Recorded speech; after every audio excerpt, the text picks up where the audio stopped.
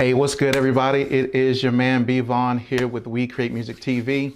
And tonight we got a special guest that is joining us tonight, singer, songwriter, producer, and actress Jasmine Ortiz. She is taking the music industry by storm, the social media just by incredible storm. So I'm excited to introduce you to Jasmine Ortiz.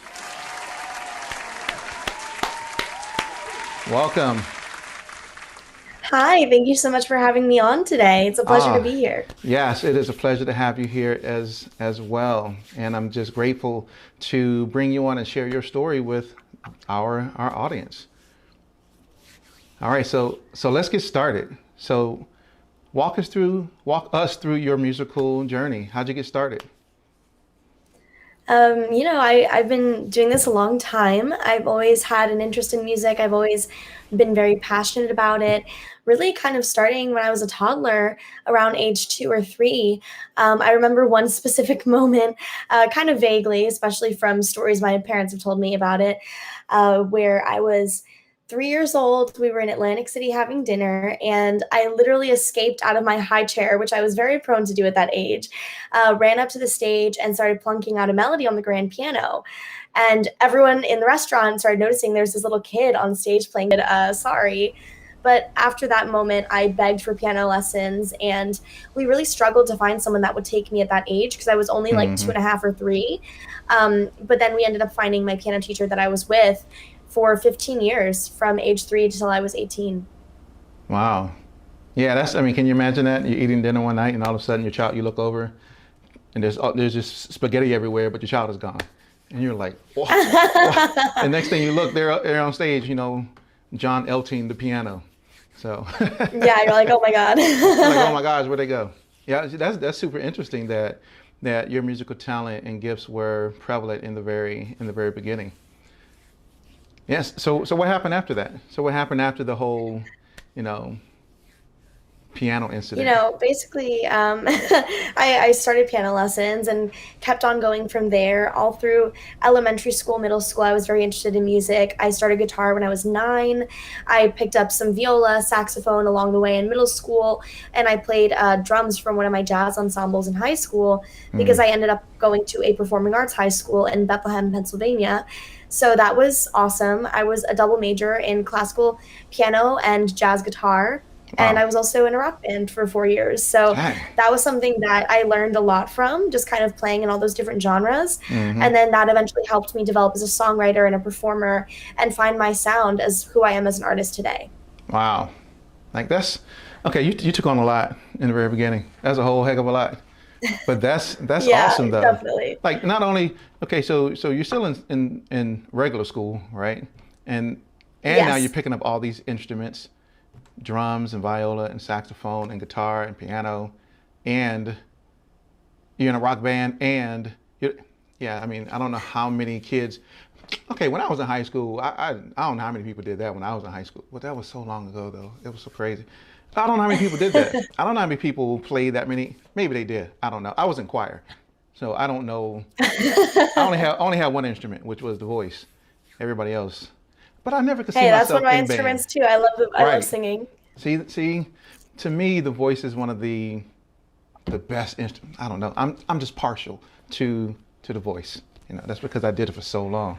But yeah, that's crazy that you, from the very beginning, you were already inclined to, play instruments and I guess it's kind of like you were already gifted to be in this music industry, which I've definitely always felt it to be a calling. I've never felt pushed to do it. I never felt like I had to kind of go that route. I also have been interested in things like medicine or law, like previously in my studies. So there were a lot of different routes I could go career-wise, but this always felt the most natural and the most organic for me. Yeah. Yeah, and it comes across that way in your music and also in your videos. So, like, if people don't know, Thank you. you got to check out Jasmine Ortiz. I had the privilege of just sifting through a lot of different things. And so, okay, so there's something I want to talk about because I had the pleasure of seeing, we'll get back to the regular interview in a second, but I had the privilege of seeing something today, and I was like, oh, that is so amazing. Okay, maybe I shouldn't tell people this, but I'm going to tell them anyway. I am a huge, see, whatever. I'm a huge Disney fan, right?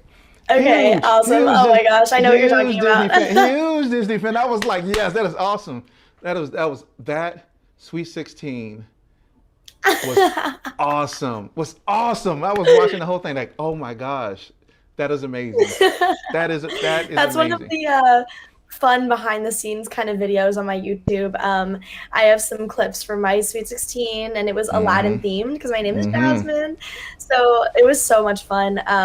My friend and I did a fully choreographed like dance, singing thing, and then we had Arabic hip hop dance coordinated. We had full like 7 couples doing a ballroom dance because I'm Latina, so I did like quinceañera components within a Sweet 16.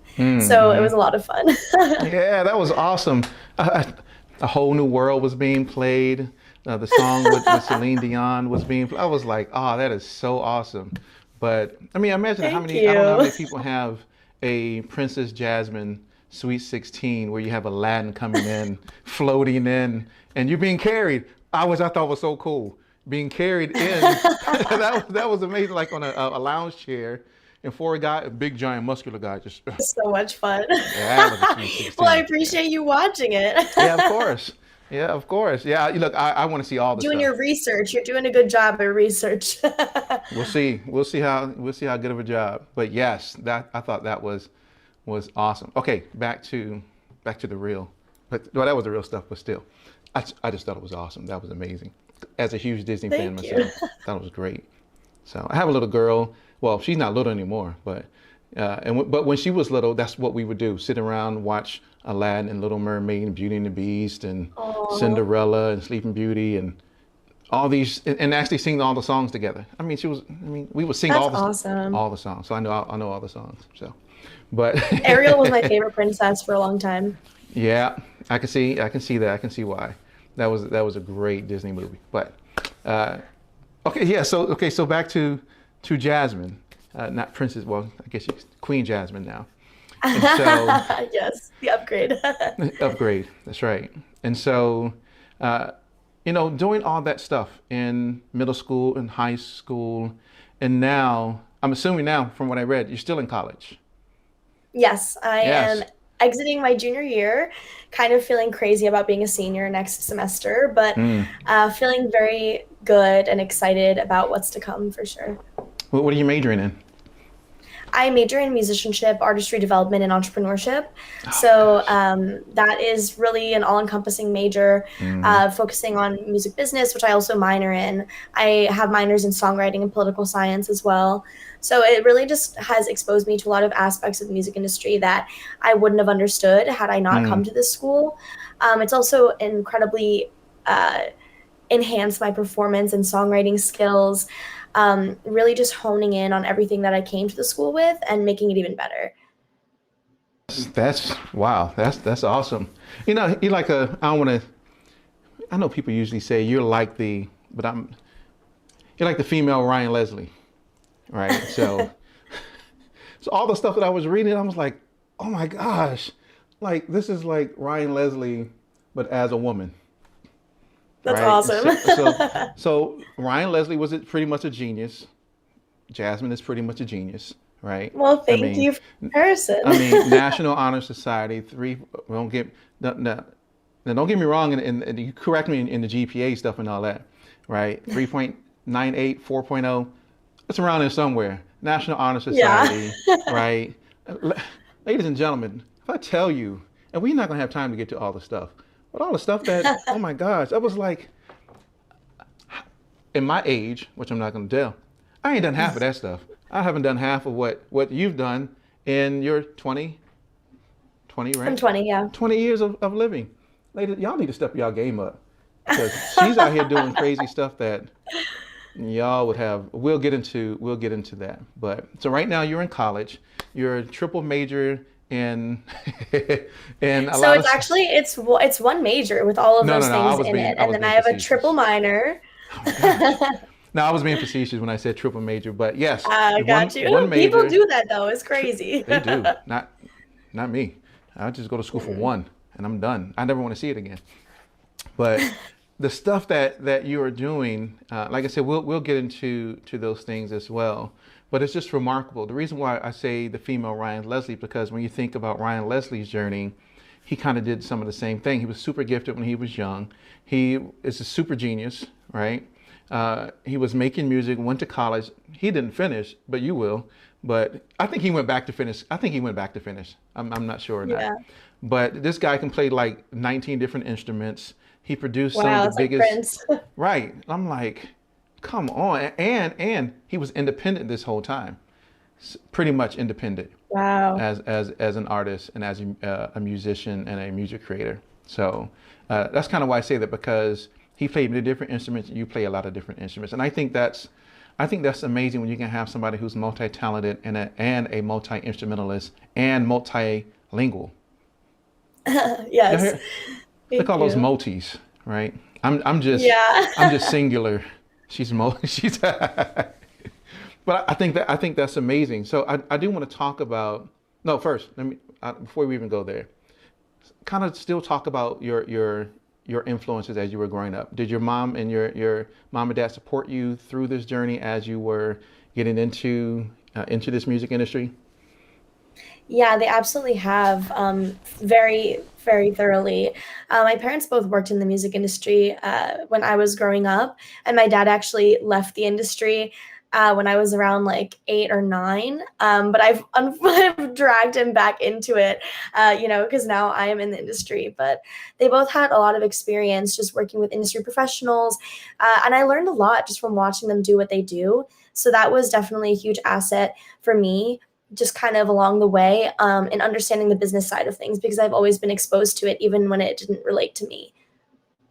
Yeah, the business side is super critical. I tell people all the time when I do interviews, when I do master classes and things like that, it's great to know the artistry side. You have to know that because that's where your skill and talent lives. But you Yeah. have to know the business side so that you know how you're going to get paid. You won't get ripped Yeah, off. You know how you're going to get your publishing, exactly. right? It's so important, and so many artists neglect to learn about that. Mm-hmm. And I think it's something that isn't necessarily always encouraged. But I think from the independent artist perspective, it's absolutely integral to the prosperity of your career and your longevity to read those contracts or have a lawyer read them for you and know what you're getting yourself into and understand. Maybe if you can't unpack a contract yourself, because I'm passing that off to a lawyer still. I'm Yeah, not a me too. lawyer. Yeah. But even if you can't unpack it yourself, have someone do it for you and explain the terms in plain English. It'll help you understand what you're really signing away. Yeah, because a lot of times people would just sign away a lot of things, and I never knew I signed away that. Well, it's in the contract. Well, wait You a minute. should have, I was yeah. just excited to get $1 million advance and to be popping and get my record deal, and but they miss a lot of stuff, and that's why we Oh have a yeah. lot of issues in the industry today with people not knowing what's really in their contracts. So people pay attention. That's a gem right there. Pay attention to them I contracts. love the sound effect. Yeah, oh yeah, gotta have the sound. Pay attention to them contracts because I mean, people look. I'm coming real close, y'all.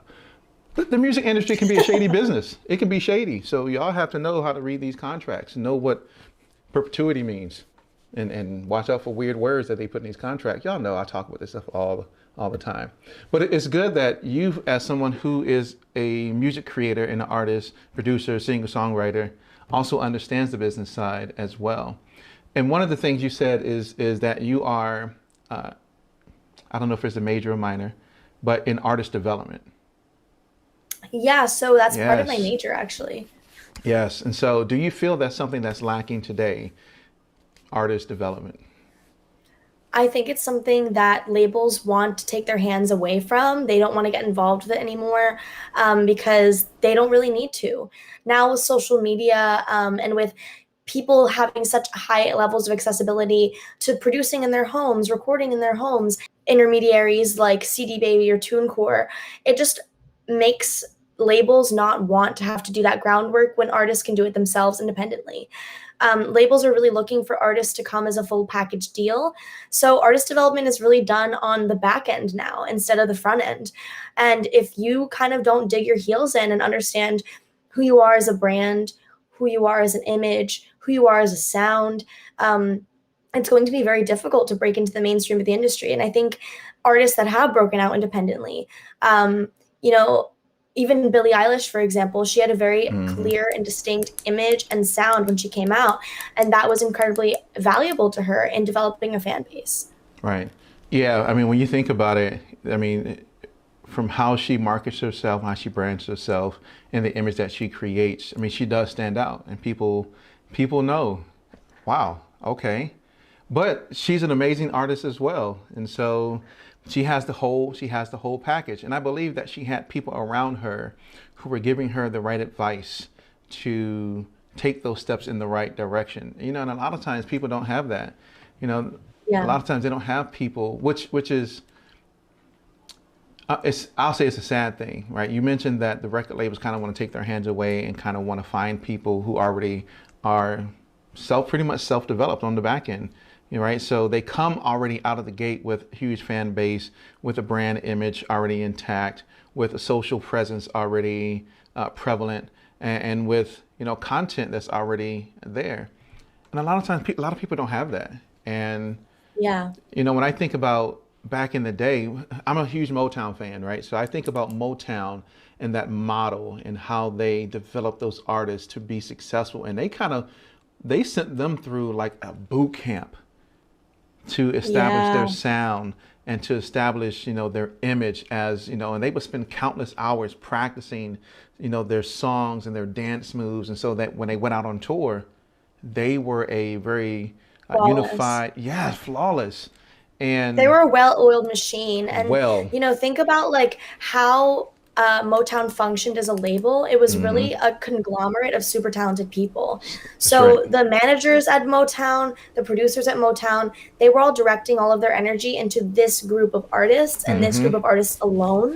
So that's why all those artists became such iconic figures, because they all came up together in kind of the same school of thought, the same musical environment. And that's also why those artists had not only like distinct sounds within themselves, but also sounds that meshed well with each other because they were all Hmm. using the same producers. That's right. Yeah, I mean that's perfect. I love that. But and that kind of was a yeah. I think you said it perfectly. I would agree with that. That was very succinct and amazing how you put that. Okay, so let's get back to Jasmine. So for you, what were some of your major challenges that you faced in your career, and how did you overcome those challenges? What did you learn from them? I think one of my greatest challenges was just being young and still finding myself. I think that's something a lot of young people going into the industry struggle with too, finding out who you are as a person and then how that translates into who you are in career. It was hard to figure out a person. Of course, these are growing pains that every teenager goes through inevitably, but then when you're being put in a at least to the point of where I am right now in the past year and a half, and my sound has just reflected that thoroughly, and my confidence level in my sound has grown exponentially. So I think overcoming those barriers of finding myself, finding that confidence, putting forward who I am as an artist and being secure about it, that has been a huge struggle. And now that I'm on Hmm. the other end of it, I'm just so incredibly excited for all the projects I have coming up to release this year. Yes, and I'm super excited too for the projects you have coming up. Like I said, I had a chance to check out your music. And I kind of think that in the very beginning, that's what a lot of young people kind of go through. I say young, well, I'm still young, so I'll say that. But it's identifying who they are as an artist. I'm like 19. How do I know who I really am as an artist? I'm still trying to figure out who I am as a person. And saying, Exactly. how do I navigate this crazy world, not just from an artist perspective, from a now adult. I'm getting out of my mom and dad's house. I'm going out into this world, whether it's to the military or to college or to, whatever it is. How do I navigate all of this? And I think a lot of young people have that type of, those thoughts. But Yeah. I think for you, you had a great support mechanism to kind of help you through that, to help you kind of plan out what that was going to look like, and to make sure that your journey was a successful journey, which your journey it has only begun. Oh my gosh, I'm waiting to Thank find out, you. in 2-3 years when I'm sitting back, in the audience at the Grammys and just watching, and they're like, best new artist, Jasmine Ortiz. I'm like, oh my gosh, yeah, I know, yeah, that's like, You gotta pull yes. up these clips real quick. That's right. Hey, in case y'all don't know, I interviewed her. Like she was on my show. Y'all don't know. But yes, I'll yeah, give you a shout out. Well, yes, thank you. yes, That definitely. means a lot. It's definitely no. You got the skills. You trust me. You have the skills. I would encourage anybody to go out to, and we'll give them that a little bit later. But check out your videos, check out your music, check out the things that you've done. So let's talk about that, right? Like I said, I have a whole list of questions that I have here, but I want to move into Awesome. talking about some of that. I want to move into talking about your music. So your music is very diverse, right? It's very diverse. I love the fact, and I guess I'll ask that question first. So you speak three languages when you are, right? So English, Spanish, and Chinese, which I thought was amazing, and you incorporate all of those elements into your music. So kind of talk about your philosophy behind your music and how you incorporate your diversity into your music. Yeah, I mean, I really think that staying true to my roots as a Latina has been incredibly important to me throughout my artistic journey. I originally started out doing Latin pop and reggaeton about 2 years ago. And that was really after traveling to Colombia to meet with some producers down there and really just connecting to and enjoying the music immensely. And now that I'm shifting more into a mainstream pop sound, I want to still keep those influences there. And I think it's really important to stay true to who you are. Yes, yeah, I mean it definitely.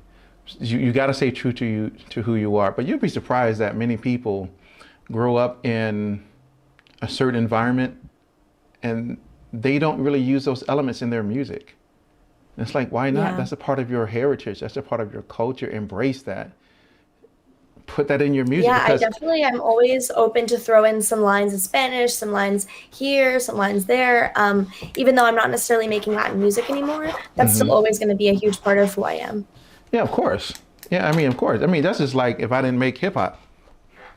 Like, no, I mean, I'm black. Yeah. I mean, what if I didn't make hip hop? And no, I'm just joking. What if I make hip hop anymore?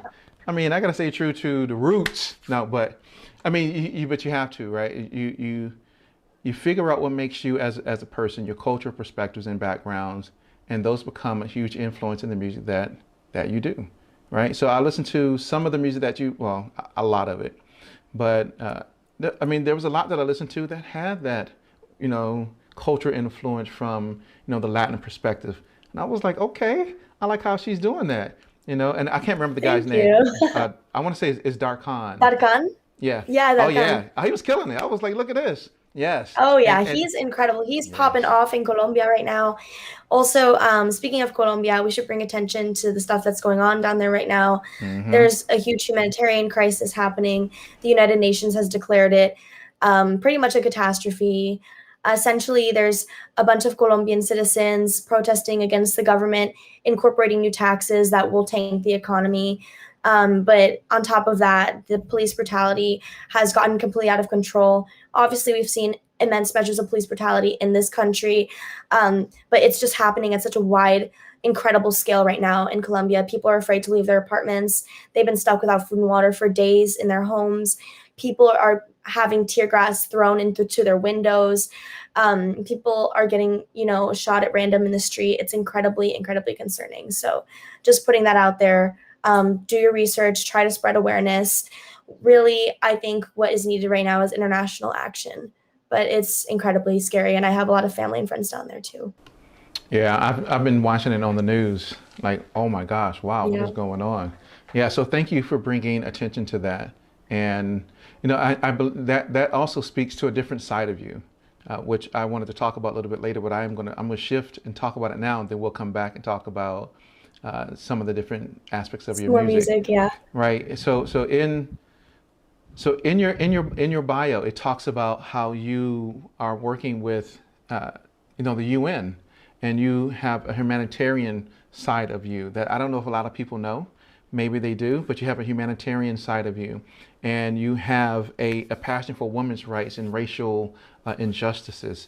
So to kind of talk about your work in that area, and kind of what you would like to see happen in that area, and how your music also plays a part a part in that as well. Thank you so much for bringing that up. Over the basically functions as a debate style team that models the rules and procedures of the actual United Nations. So we debate on topics such as nuclear disarmament or foreign political issues, refugee crises, women's rights in third world countries, all of those types of topics. So it's really just opened my eyes to a completely different worldview and encouraged me to research about things happening both in my own country and in other places around the world. So many, things have happened politically and socially that education, which I think is a travesty. I think that the education system needs a lot of reform in general, especially with wealth disparities between like tax brackets in different neighborhoods. I think that's a huge issue that disenfranchises people of color in those communities. Just making property taxes pay for all of your school supplies is not a system that really works in this country anymore. Not sure if it ever really did, but those are just some of the issues that have been brought to light through my work with the team. But in addition to that, I also work with the Model United Nations Institute through their program Best Delegate, which teaches kids in middle and high school kind of the rules and procedures of Model UN to encourage them to be global citizens and world leaders and maybe find jobs in politics or public policy or advocacy later on in life. So those are the things that I've really become a part of, that I've become incredibly passionate about, which encouraged me to develop a minor or become a minor in political science as well. And I'm interested in forming a nonprofit or working with other nonprofits in the future and really using my platform to continue advocating for these issues.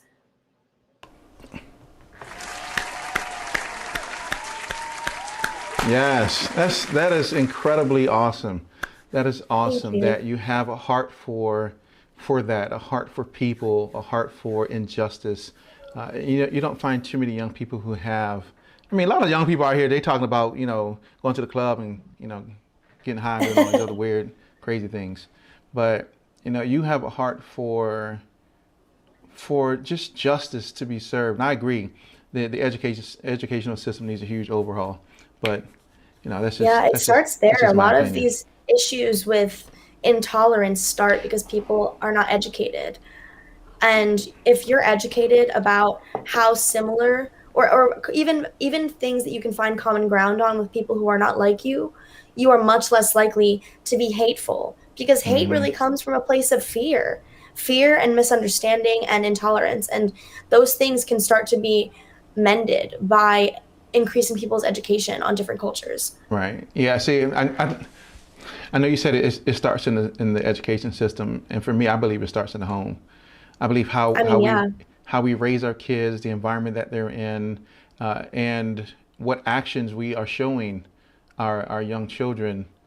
I mean, young kids are shaped by their environment. And so if we are modeling the correct behaviors and doing the right things and having the right types of conversations, when they grow up, they in turn will do the same thing. But yeah, the educational system likes to get in there and do their weird stuff that they like to do, which is why my kids were homeschooled. So they're educated. No, I'm just There you go. but they were homeschooled because I'm not the type of parent who's gonna play around. You tell my kids something weird, I'm gonna come at you. That's just how it is. Sorry. It was like, we're just gonna homeschool them because my wife is, like I'm here, but she'll you play around That's with awesome. our kids. Yeah, we don't do that. Okay, but thank you for bringing awareness to that, and thank you for being a part of movements like that that serve women's rights and social injustice and racial injustice, and bringing those things to light. Because once again, not a lot of people are involved in those types of work to bring light to those types of issues that are going around. We're too busy. Childish Gambino said it the best. He said it the best in his song "This Is America." So, if you don't know the song, yes, he talked about it, and a lot of it's true. We're too concerned with just getting money and looking a certain way. That is true. Right. Okay. I want to talk. So your music, right? So your music is amazing. I want to talk about, and like I said, I got a lot of questions, but I want to talk about 3 songs specifically. Okay, awesome. Three. 3 songs specifically. Number 1, and ladies and gentlemen, when I'm gonna tell you, when I talk about each of these songs, I'm gonna tell you how many views they have on YouTube so far. Some of y'all artists need to pay attention to what I'm about to say. Okay, so I want to talk about the first one, and I know you probably get it a lot. The first one is Trick or Treat, which has 1.8 million views. Yep. So talk about the concept behind Trick or Treat. That was an awesome video. Thank you so much. Trick or Treat was actually a really big deal for me to release as an artist because it was the first song I ever released that was fully, completely produced and written by me. So that was awesome, kind of flexing a little bit of my increased production chops that I've been working on over the past several years. Getting to really work on a project hands-on, start to finish, was incredibly rewarding for me. And then with the music video, when I came up with together of, modeling a similar idea to what Ariana Grande did in her video for Thank You Next with recreating classic scenes from romantic comedies. We did that, but with horror movies, which was so much fun. We did It, Psycho, and The Shining, Anything Yet. So we had a lot of the old-fashioned wallpaper and wood carvings and all that cool stuff in the house. That was really perfect for the visuals. That also kind of paid homage to like my favorite holiday, which is Halloween. And it was so much fun to be a part of. I absolutely love that project. I'm so proud of how it came out. I was heavily involved in the pre-production and some direction for the video as well.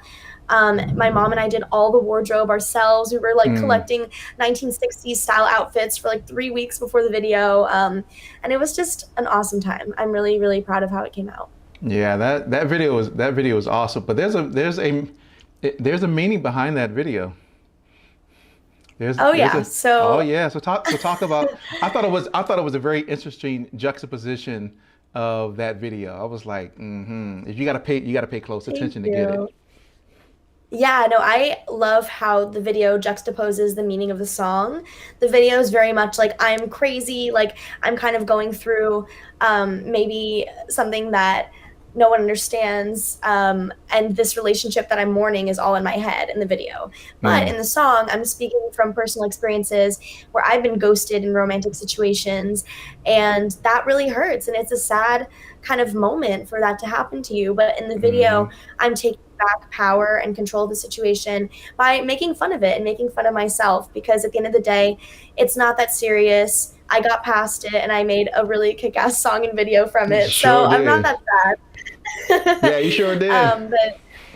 But it's a message to anyone who has also been ghosted, anyone who relates to the song, to keep pushing, keep doing your own crazy thing, and don't let anyone else bring you down. That's right. Yeah, that's a perfect message right there. Yeah, when I saw you walking down the thing with the axe, I was like, oh man. He's about to Jasmine. Get it. Here's Jasmine. I was like, here's Jasmine. I say that in the video. Yes, sir. I know. I saw that. I was like, here's Jasmine. Oh my gosh. It was amazing how you did the concept for the video and the message of the video. Like I said, the juxtaposition just between the lyrics, the imagery of what was being communicated. You had to really pay attention to what was going on. That was wonderful. Yes, that was wonderful. I honestly appreciate you noticing all the little details, because we put a lot of thought and work into that video. It was awesome to do. Well, I'm a film guy, so I pay attention to things like that. I pay attention to things like that people don't normally pay attention to. And my wife and kids hate it because they're like, okay, Dad, we're never going to be able to watch a movie the same with you, because you're going to be watching and going, oh, look at that camera angle. Okay, well, look how they did this particular medium close-up shot. I kind of think about how, and I'm like, yeah, you're right. You're right. It's not. Yeah, my mom is the same exact way. My mom directs all my music videos, so she's a director, writer, producer, fully so she's Maria. Buff. Yes, she's Maria. So, I understand that completely. She's ruined almost every plot of every movie I've ever watched with her, because she just guesses what's going to happen. Yeah. And she's like, yeah, so this character is going to do this one's going to die off, this one has an ulterior motive, and then she's right. And I'm like, I didn't even need to watch the movie at this point. It's done. It's ruined. That's right. But it's all fun. I mean, I definitely do that with music. Like when I listen to music, obviously there's no plot to really ruin, but I definitely can be very analytical and critical of music when I listen to it. So I understand the whole movie buff plight. Right. Yeah. So, I mean, that's good though. That's good that you have an ear for that when it comes to the music, and that's probably genetics, right? Your mom Oh yeah. has that, and now you have that to be, and it's just directed in a different field, but still, yes. So kudos to your mom though, because you shoot some fantastic videos though. That's I'm sitting here watching like, okay, I wonder how they shooting this video. Okay, I like how they got that lens flare right there that's going on. Oh, okay, I like how this is. Oh, why does she move the camera that way? Okay, okay. Now, okay, that's all. Yeah, kudos to your mom. Shout out to your mom Yeah, no, she's an for amazing director. And we for also that. work with a DP camera operator, Mike Nietzsche. He's done a bunch of movies and he's done almost all of my music videos as well. So they're the That's dream awesome. team for me. Yeah, that's awesome. That's awesome when you got people who are right there in your family who are great at doing those types of creative things. A lot of people need that. Like that's Yeah. yeah. Shout out to Maria. Shout out Yes. to Maria. Shout out to Shout out, Mike. shout out to Maria and shout out to Mike. Yes. Okay, so the second one that I want to talk about, which has 2.7 million, that's so crazy. Jaguar. So kind of talk about that Yes. video. Yeah, maybe he shouldn't have taken it, but talk about that video and the concept and the meaning behind Jaguar. Yeah, so Jaguar is my latest release, and I'm really, really excited about it. It's really my first step in this new direction, a new sound that I'm going after that I'm really feeling comfortable in. Kind of a darker pop sound, but I really love it. I feel like a very current, sonically, lyrically relatable, and the meaning behind the song is really just being young and carefree and free from responsibility. And I remember when I was in high school, I felt like, there were no consequences and there was no sort of sense of reality or gauge for where I fit in the world. So I think that's the song that a lot of people can relate to, either because that's the moment they're living in right now, or they can feel nostalgic for a time in the past. And the video was very fun. We were inspired by some euphoria style lighting and outfit choices. And it had a cop chase, very exciting. I got thrown in the back of a cop car, a little scary, but it was very fun to shoot the video. An awesome time. And the concept just reflects the song as well, with this guy who's taking me around and maybe telling me that's his mansion and his car, but it's really his parents' car. And we got Mm-hmm. busted by that little girl, and I'm just like, oh man, what did I get myself into? I got arrested at the end of the day because of this guy, but you know, all for the sake of an adventure. All for the sake of an adventure. But the video was well done. The song is very well crafted. The music is of the sound of today, right? When you listen to it, you can hear, the deep melodic bass line. You can hear, the sound of today, and the message is great, right? I mean, how many times do people front, right? I guess people call it catfish or whatever that is. I've never been catfish, so I don't know, but I mean, he's out there acting like all the stuff is his, and it's not. And you out there, Yeah. as your characters believing it, and then all of a sudden you get arrested because of, yeah, you said this was your car, but it is not. You lied to me. Nope. No, it's not Exactly. yours. Exactly. So, it's easier now more than ever to kind of pretend that you're Oh living a gosh, different yes. lifestyle with social media and everything else. Hmm. So, I think it's also a story that maybe people can relate to in that respect too. Maybe they have Hmm. an ex-boyfriend that lied to them about where he was living or what kind of car he was driving. I don't know. Yeah, I know. Well, some of y'all out here lying about yourself as an artist, but we're not gonna talk about that. You know what I'm saying? Like we ain't gonna talk about that. Ooh, But no tea, no shade. hey, oh yeah, oh people know I'm coming. I'm talking about the real stuff. I do not do sugarcoating things. If somebody's not doing something that they should, yeah. Mm-mm. Because I mean, when you really think about it, who has time for that? You know what I mean? True. When I used to manage, my artists, we would really have real conversations about real things. It's like, nah, bro, that's not gonna work. You can't do it that way. Here's why. Like that is not going to Yeah. happen. And so you got to have real conversation with people because that's what people need. And we talk about artist development.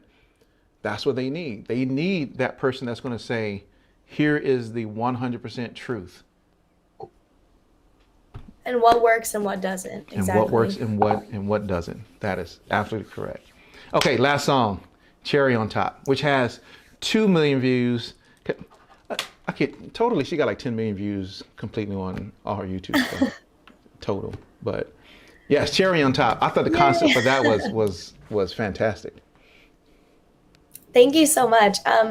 You know, that song was really, really fun to make. I collaborated with Dilla, who's a producer I've worked with a few times in the past year. He's awesome. And I didn't mention this before, but Jaguar was produced by another producer under the same manager, Caesar the Emperor. They're both managed by Dre London and work with Post Malone and Tyga and other people in that camp. But working with Caesar on a bunch of other songs that we've made together that are coming out soon, especially my next one coming out in June, which is called 21, in celebration of my birthday. Such a humble, down-to-earth person to work with. And Dilla, I would say, is very similar to me. They've both become really my industry mentors. You know, kind of holding my hand along the way of this process. And it's been incredible to see the love that they both shown me in, you know, celebrating the successes of these tracks, really being along with me for the ride as well. So it's been incredibly huge of a blessing to be able to work with them both. So Cherry on Top with Dilla, that song really just came about as a way to celebrate like the nostalgia and fun of, you know, summertime, and also like the beginning of a relationship when you're just kind of flirting and going on cute little dates and nothing's really like heavy or serious yet, really just the honeymoon period. So that's awesome for me to write about because it's so fun and people want happiness and lightheartedness in these really difficult times. So that was a great video for me to make as well. You know, we shot at Coney Island Boardwalk in New York City. And we also shot at a drive-in near my hometown in Pennsylvania, and at a golf course, a mini golf course. So it was just so much fun, actually getting to do all those things with my co-star, who's a family friend. Yeah, it was a great experience.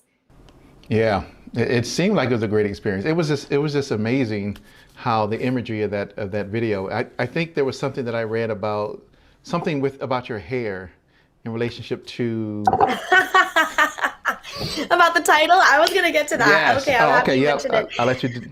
So now I've kind of come into this like purpley blue vibe, loving it so much, loving this color on me. But before I was platinum blonde, and over quarantine, like many of us, I was extremely bored last March, like a year ago.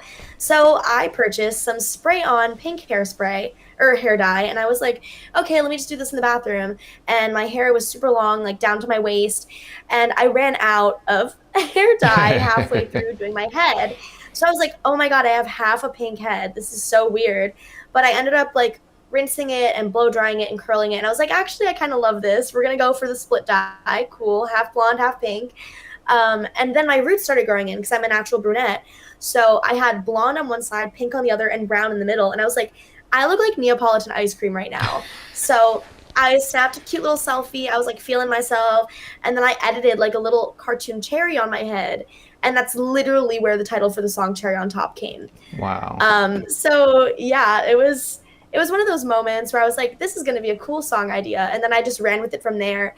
And that's where I got the ice cream and like sugar and sweetness, like innuendos and double entendres that are throughout the lyrics. And that was really fun for me because I don't always get to write in a lot of innuendo. And I think it's really cool to do something that's not so blatant, even though it was pretty blatant. But, you know, it's like, it's fun. It's like cheeky. Yeah, it was cheeky fun. It was awesome, though. When you listen to it, you're like,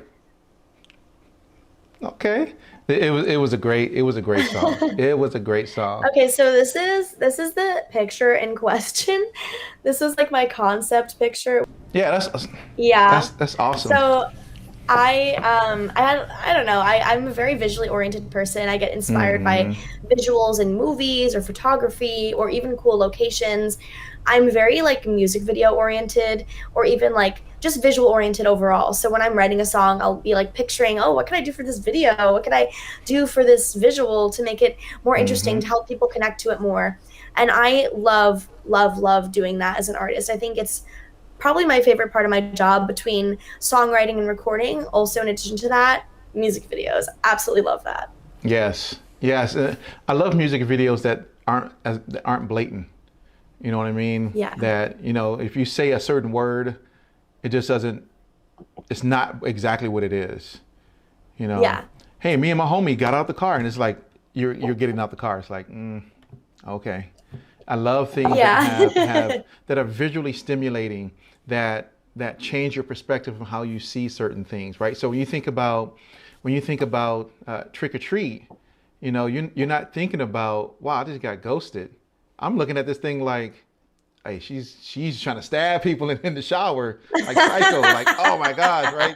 Like she must have been hurt in some relationship because she got the axe, and here's Jasmine. I'm like, oh my gosh. But when you right, and you're in a raincoat holding a red balloon, I'm like, what is she communicating? Mm, But yeah. those are the type of things I think from a visual perspective that give a completely different meaning to music, to lyrics.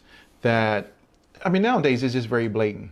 I mean, it's so blatant that It gets redundant, I it feel gets like. I redundant. totally understand what you're saying. Yeah, and it just takes the emotional aspect out of why I'm listening to this particular song. I love videos that pull me into the world of the video itself, that makes me a part of it, that tells a story, that is communicating its message to me. I don't watch the videos just to watch the video, just to see the person, right? And it's like, Yeah. okay, um, okay, great. Like I said, I'm a very visual person. I love movies, and I love just how your storytelling takes shape in your music and in your videos. So once again, shout out to your mom, Maria. Thank you. It's awesome. So that's awesome.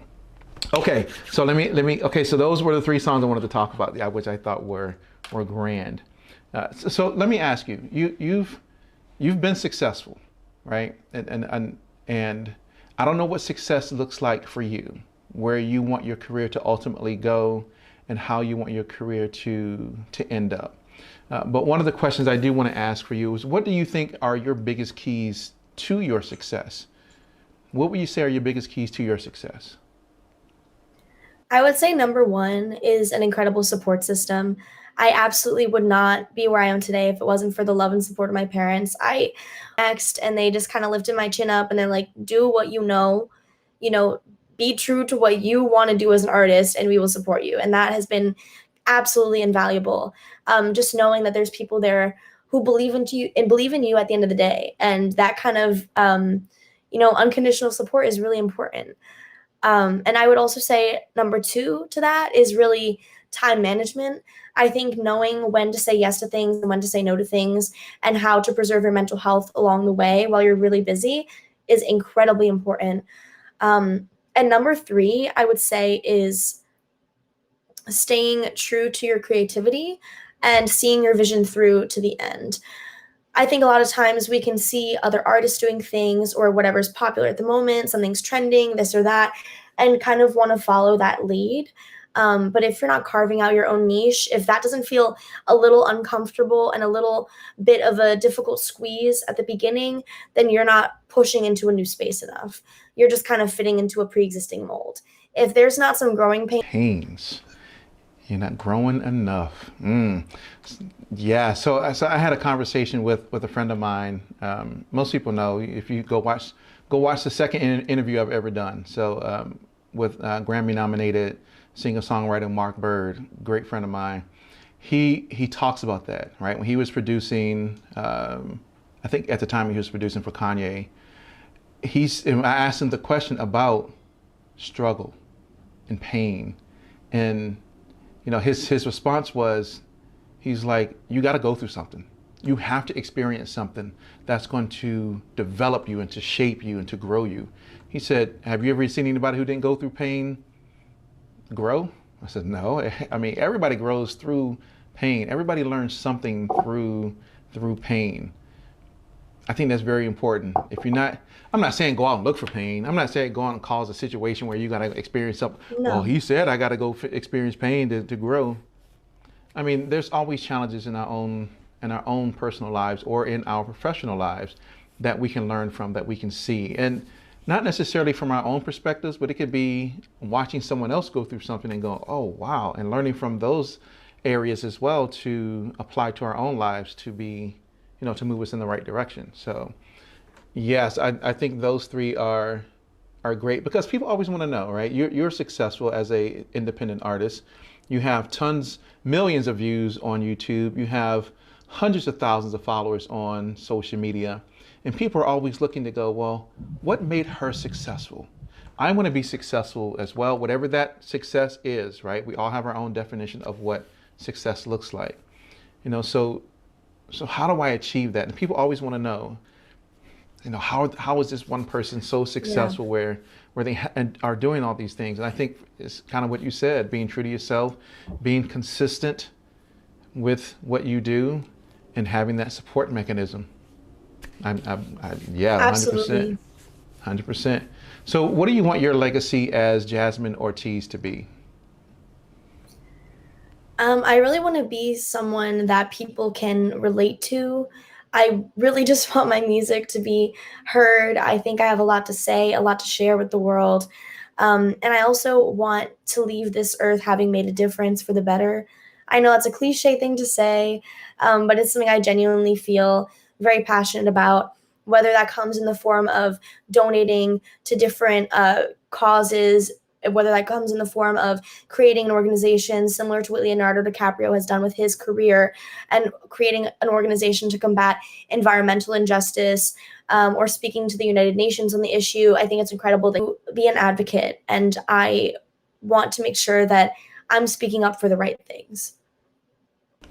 Yeah, and I believe you are, and that's what I tell people is, whatever you want your legacy to be, you have to start doing those things now, and you're doing those Yeah. things. So kudos to you, and I'm looking forward to seeing where everything goes in the near future, how everything takes off, because you're connecting with the right types of people, and you're being put in positions that are going to take you and elevate you to that next level. Like right now, you're in college, right? And that's kind of weird. So I didn't ask that question, but maybe that's a question I want to ask. How do you balance that? What, school and music? And I mean, you're on campus, so I'm sure you got a ton of fans that are right there at your school. Yeah, it's interesting. It's happened to me a couple times where I've been at parties, especially last year, and someone comes up to me, they're like, "You're Jasmine, aren't you? You're that girl on Instagram. You have music out." I'm like, "Yeah, that's weird that you know that, but okay, cool. Hey, like, let's have a conversation about it." But that's happened to me a couple times, like mainly around school with those circles. But also, I'm really involved in the campus community, so people know me through that, not just through Instagram and music. I've been a member of student government for 2 years. I'm on the United Nations team. I sit on the e-board of a couple different organizations.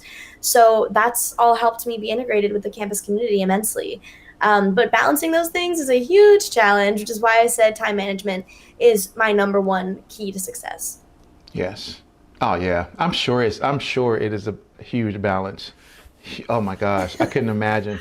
I can imagine Yes, trying it to go to is. school and take exams and still create and pump out music and doing videos. But luckily for you, you got a great team that's behind you that are helping Absolutely. to do what you do. And once again, I think everybody needs a great team to help prepare them because there's only so much we can do as the one artist or the one producer. There's only so much, right? I mean, you're in It class. can get overwhelming It for can get sure. overwhelming. That's right. You need people to handle your PR, which you have a great person as your PR. Yes, yes, I You do. need to, yes, you need to have a person as your manager, right? Have a person who is shooting your videos and kind of, taking some of this, uh, some of the other things off of your plate so that you can do what you do best.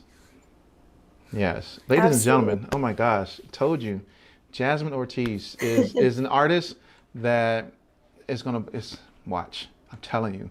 I don't make too many predictions, right? I'm not like a prophet. But you watch. A couple years. Super fast. I mean, it took her 2 days to get 2 million views.